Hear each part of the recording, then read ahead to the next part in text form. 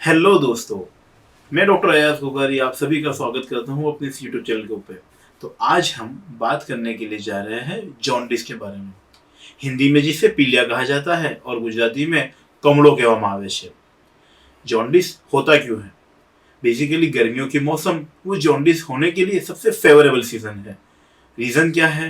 गर्मी ज़्यादा बढ़ने के कारण से हम कभी ज़्यादा पानी पी लेते हैं। अशुद्ध पानी खाने पीने के अंदर आने के कारण से सूक्ष्म वायरस के द्वारा जॉन्डिस हमारी बॉडी में इंजेक्ट होता है और फैलता है।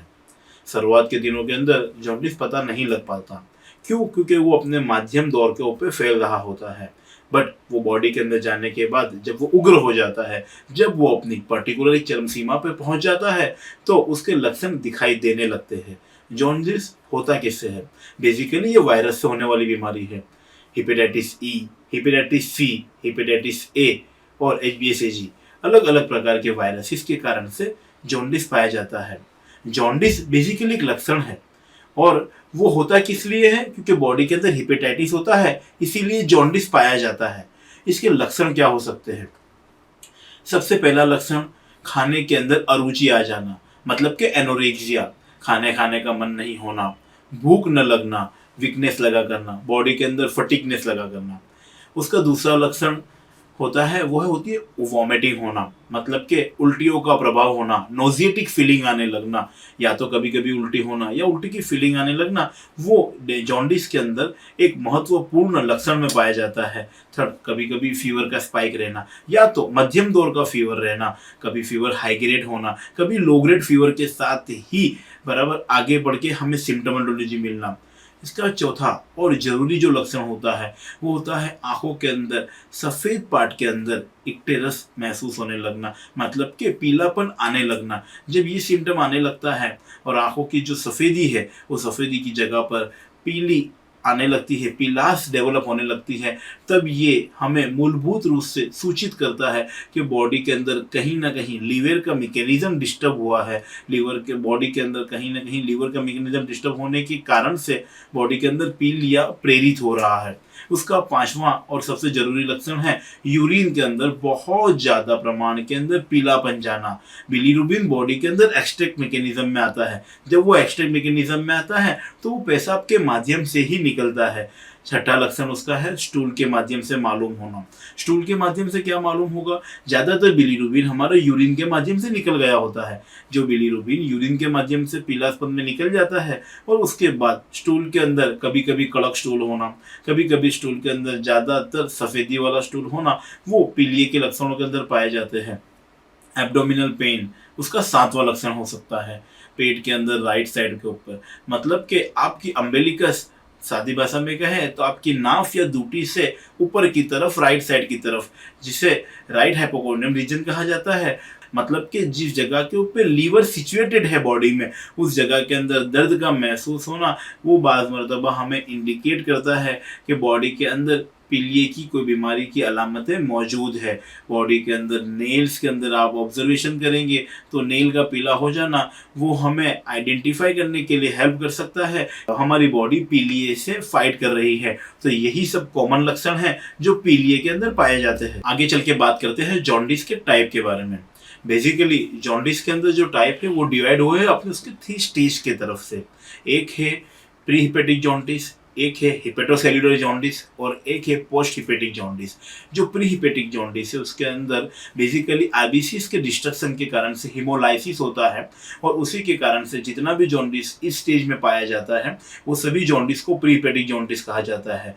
लीवर के डिस्फंक्शन होने के कारण से, अल्कोहल वगैरह की हैबिट्स के कारण से जो लीवर के अंदर परमानेंट हिपेटाइटिस डैमेज होता है और उसके परमानेंट हिपेटाइटिस के डैमेज होने के कारण से जो जॉन्डिस डेवलप होता है उसको हिपेटोसेल्युलर जॉन्डिस फेज बोला जाता है।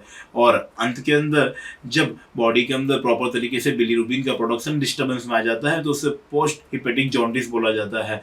आइडियली वैसे गिनने जाए तो हिपेटाइटिस के बहुत सा प्रकार है, बेसिकली पीलिया कौन से प्रकार का है और किस कारण से हुआ है वो जानकारी लेने के लिए उसके अलग अलग रिपोर्टिंग वगैरह होते हैं। मैं आपको इन्वेस्टिगेशन की बात करता चलूँ तो बेसिकली खुराक के माध्यम से, मतलब गंदा पानी पीने से, गंदा खुराक लेने से या पानी में आने वाला गंदा पानी का उपयोग होने से जो जॉन्डिस खाने पीने के कारण से हो जाता है, उस जॉन्डिस के अंदर बेसिकली हेपेटाइटिस ई और हेपेटाइटिस ए वो इन्वॉल्व रहता है। जो जॉन्डिस बेसिकली सलाइन वगैरह के माध्यम से होता है, खून चढ़ाने के कारण से होता है और इन्फेक्टेड पेशेंट के इंजेक्शन को अपने अंदर लेने के कारण से होता है, उसके अंदर हेपेटाइटिस ई माना जाता है। और लेटर स्टेज के अंदर बाज़ मरतबा हेपेटाइटिस बी वही भी एक जॉन्डिस का प्रकार है। जॉन्डिस बेसिकली हम इससे इन्वेस्टिगेट कर सकते हैं। रिपोर्टिंग क्या क्या करवानी चाहिए? सीबीसी का रिपोर्ट करवाना चाहिए, उसके माध्यम से हमें हिमोलाइसिस की प्रोसेस हो रही है, डब्ल्यूबीसी कर्ण कैसे है वो पता चलेगा, आरबीसी ब्रेकडाउन है रहे नहीं हो रहे वो पता चलेगा। उसके बाद क्या करवाना चाहिए? एलएफटी करवाना चाहिए, लीवर फंक्शन टेस्ट करवाना चाहिए। लीवर फंक्शन केस के अंदर एसजीपीटी, ओसजीपीटी, एसजीओटी और सीरम बिलीरुबिन और अल्कलाइन फॉस्फेट करवाएंगे। उसके माध्यम से हमें मालूम चलेगा कि बॉडी के अंदर बिलीरुबिन लेवल ज़्यादा है या कम है। अगर बिलीरुबिन ज़्यादा रह रहा है तो हिमोलाइसिस की प्रोसेस का हम प्रिडिक्शन कर पाएंगे और उसी के माध्यम से हम प्रॉपर तरीके से इन्वेस्टिगेशन कर पाएंगे। यूएसजी करवाना बेनिफिशियल रहता है। बाज़ मरतबा बहुत सारे जॉन्डिस वो ऑब्स्ट्रक्शन पैथोलॉजी के कारण से भी होते हैं। हम सोनोग्राफी के माध्यम से पता लगा पाएंगे कि बाइल डक्ट कोई ऑब्स्ट्रक हुआ है नहीं हुआ है। अगर बाइल ऑब्स्ट्रक हुआ है वहाँ पे जाके, अगर गॉल ब्लैडर ऑब्स्ट्रक हुआ है तो ऑब्स्ट्रक्टिव जॉन्डिस वगैरह है वो हम रूल आउट कर पाएंगे। लीवर के अंदर लीवर की साइज, लीवर के ऊपर फैटी लीवर के चेंजेस है कि नहीं वो पता लग पाएगा। और उसी के साथ साथ हमें बाज़ मरतबा स्प्लीन वगैरह की भी पैथोलॉजी पता चलती है कि जिसके कारण से इन्वॉल्वमेंट ऑर्गन्स का कितना है वो मालूम होता है। अगर जरूर पड़ने पे ईआरसीपी जैसे रिपोर्ट्स भी करने पड़ते हैं। ईआरसीपी वो एडवांस स्टेप ऑफ जॉन्डिस है। ट्रीटमेंट की बात करें हम तो ट्रीटमेंट क्या करवाना चाहिए? बेसिकली जॉन्डिस के अंदर जो सबसे ज़रूरी ट्रीटमेंट है वो है रेस्ट, आराम। खाने पीने के अंदर हमें बाहर का खाना बंद कर देना है, हम इजीली डाइजेस्ट कर सके ऐसा खाना लेते रहना है, सिंपल फूड वगैरह लेते रहना है। और हमें ज़रूर पड़ने पे घर के नज़दीक से जो डॉक्टर, घर के नज़दीक के डॉक्टर से कांटेक्ट करके प्रॉपर तरीके से उनकी जो एडवाइस है उस एडवाइस को फॉलो करके ट्रीटमेंट करवाना चाहिए। अगर बॉडी के अंदर हिमोलाइसिस की प्रोसेस ज़्यादा हो रही है, बिलीरुबिन अगर कुछ मात्रा से ज़्यादा बढ़ गया है तो इस सिचुएशन के अंदर हमें हॉस्पिटलाइज होकर ही ट्रीटमेंट लेना चाहिए। और हाँ, डेफिनेटली अगर इनिशियल स्टेज ऑफ जॉन्डिस है और अगर जॉन्डिस के अंदर हिमोलाइसिस की प्रोसेस स्टार्ट नहीं हुई है तो ऐसे जॉन्डिस के अंदर आप होम्योपैथी के साथ अपना बेहतरीन तरीके से ट्रीटमेंट करवा के अपने पेशेंट को कॉम्प्लिकेशन से बचा सकते हैं और पोस्ट हिपेटिक जॉन्डिस होने से हम अपने पेशेंट को सेव कर सकते हैं। बेसिकली पीलिया का वायरस जब हमारी बॉडी में इंसर्ट होता है उसके बाद तकरीबन वो 20 से 25 दिन लग लेता है अच्छा होने के लिए। तो शुरुआत के 7 दिनों के पीरियड के अंदर वो साइलेंट फेज में रहता है, तो आपको कॉमन एनोरेक्सिया वगैरह के लक्षण मिलते हैं, आप पीलिया को नहीं जान पाएंगे। उसके बाद के 7 दिनों के अंदर पीलिया अपना जोर पकड़ता है, मतलब कि वो बढ़ता है। अगर आपका एसजीपीटी लेवल तब अगर मानो कि 80, 100, 200 है तो वो 8 दिनों के बाद के अगले 8 दिनों के फेज के अंदर, मतलब कि 8 दिन से शुरुआत के 8 दिनों के अंदर उसकी जो मात्रा है उसके बाद के 8 दिनों में उसकी मात्रा 2 गुना, 3 गुना, 4 गुना तक बढ़ जाती है। अगर सही तरीके से ट्रीटमेंट हो जाती है तो वो मात्रा वहीं पर स्थगित रह जाती है और उसके बाद के 8 दिनों के अंदर वो रिवर्स मैकेनिज्म में आ जाता है। और पीलिया एक बार अपनी चरम सीमा पर बढ़ने के बाद वो सही प्रकार की प्रॉपर ट्रीटमेंट के बाद रिवर्स पैथोलॉजी में आ जाता है। तो जो रिवर्स आने लगता है तो वापिस लीवर अपना नॉर्मल फंक्शनिंग एक्टिव कर देता है और पीलिया की असर हमारी बॉडी से नाबूद हो जाती है। तो यही इसका मैकेनिज्म है। तो मेरी आप सबको एडवाइस है कि अगर आपको पीलिया हुआ है तो एटलीस्ट 21 डेज या 25 डेज तक के लिए बाहर का खाना वगैरह अवॉइड करें, अपने आप को शांत रखें और अपने डॉक्टर को प्रॉपर मुकम्मल वक्त दे कि वो पीलिया को अच्छी तरीके से ट्रीट कर सके। ज़रूर पड़ने पे पीलिया के अंदर गैस्ट्रोएंटरोलॉजिस्ट का ओपिनियन लेना काफ़ी फ़ायदेमंद हो सकता है कि जिसके कारण से फर्दर डैमेज को हम रोक सकते हैं। उनका एक्सपर्ट ओपिनियन डेफिनेटली ट्रीटमेंट करने वाले डॉक्टर के लिए काफ़ी मददरूप हो सकता है। बात करते हैं इन्वेस्टिगेशन की। तो बेसिकली हेपेटाइटिस के इन्वेस्टिगेशन के लिए जो जरूरी इन्वेस्टिगेशन है उसमें सबसे पहला है सीबीसी। सीबीसी से क्या जानकारी मिलेगी, हिमोलाइसिस हो रहा है कि नहीं हो रहा है वो हमें पता चलेगा। सेकंड इन्वेस्टिगेशन है LFT, liver function test. Liver function के इसके अंदर एसजीपीटी, एसजीओटी की मात्रा पता चलेगी, उसके साथ साथ अल्कलाइन फॉस्फेट की मात्रा पता चलेगी हमें। और जरूरी है बिलीरुबिन लेवल को देखता है ना, बिलीरुबिन के अंदर डायरेक्ट और इनडायरेक्ट बिलीरुबिन जो हमें बेसिकली पीलिए की मात्रा, जो हेपेटाइटिस का जोर, उसका उपद्रव हमारी बॉडी में कितना है वो हमें महसूस कराएंगे। उसी के साथ साथ पीटीआईएनआर हमें इम्पोर्टेंट इन्वेस्टिगेशन। पीटीआईएनआर भी एक रहता है इस केसेस के अंदर कि जिसके द्वारा ब्लड जो टूट रहा है, हेमोलाइसिस की प्रोसीजर हो रही है नहीं हो रही है, वो हम ब्लड की घटकता से महसूस और मालूम कर सकते हैं। थर्ड इन्वेस्टिगेशन हमारे लिए जो ज़रूरी है वो है सोनोग्राफी। सोनोग्राफी के द्वारा हम ऑब्स्ट्रक्टिव जॉन्डिस है या नहीं सबसे पहले वो रूल आउट कर सकते हैं। मतलब कि अगर पित्ते के अंदर कहीं पथरी फंसी और उसी के कारण से जॉन्डिस हुआ है नहीं हुआ है वो पता चल पाएगा हमें।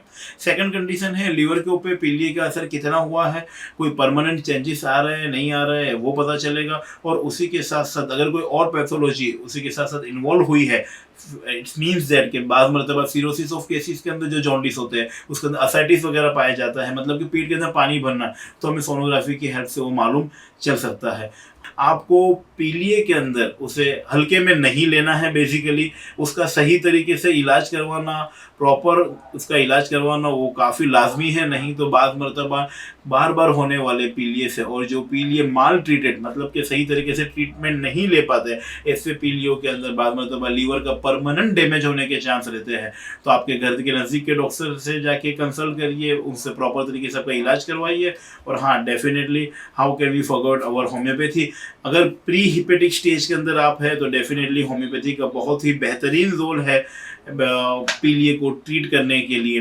पानी ज़्यादा पीजिए, प्रॉपर खाना लेने का रखिए, सिंपल सॉफ्ट फूड लेने का रखिए, विटामिन लेने के रखिए, और बाहरी खाना अवॉइड करना और प्रॉपर मेडिकेशन वो आपको पीलिए से बचा सकता है। आपके घर के अंदर जो भी पानी आप पी रहे हैं, खाना बनाने में जो पानी यूज़ कर रहे हैं, उस पानी को प्रॉपर तरीके से गर्म करके यूज़ करिए ताकि उसके अंदर होने वाले जो भी वायरसेस है, जो बैक्टीरिया है वो नाश हो जाए और ये पीलिया आपके घर में प्रवेश ही ना करे।